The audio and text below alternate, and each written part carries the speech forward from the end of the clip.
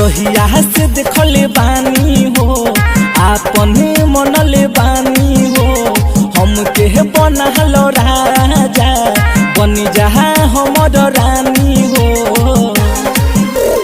जहिया से देखले बानी हो आपन मनले बानी हो हमके बनल राजा बनी जहा हमर रानी हो।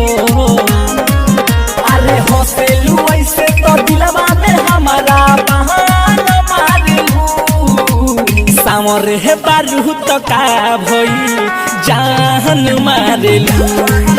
अरे सावर है बारू तो का भई जान मारेलू।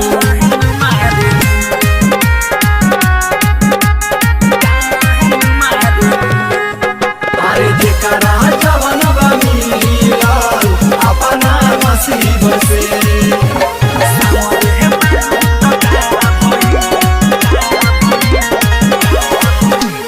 अखिया लागे शराबी उठावा लागे गजल रूपावा तोहर खिलल जैसे खिले कमल।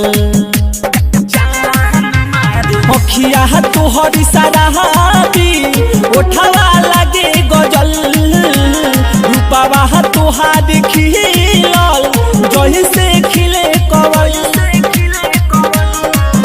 अरे सच सवरे लुए हो करे जात जहान लागेलू सावर है बारू तो का भई जान मारेलू।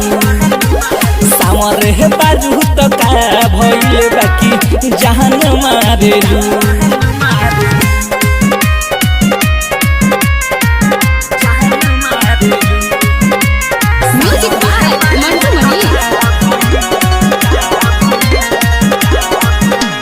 रचले हैं विधाता तोहके पहले का कारीगरी फुर्सत से तोहके गढ़ले पहले नहर बरी। रचले हैं विधाता तोहरा के पहले का कारीगरी फुर्सत से तोहके गढ़ले पहले नहर बरी। अरे सोनी के परान सावर है बारू तो का भई जान मारेलू। अरे सावर है बारू तो का भई बाकी जान मारेलू। अरे जहिया से देखले बानी हो आपन मनले बानी हो हमके बनल राजा बनी जहा हमर रानी हो। जहिया से देखले बानी हो आपन मनले बानी हो हमके बनल राजा बनी जहा हमर रानी हो।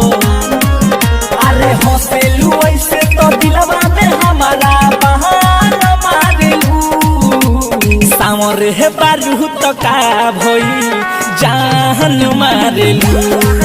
अरे सावर है बारू तो का भई जान मारेलू।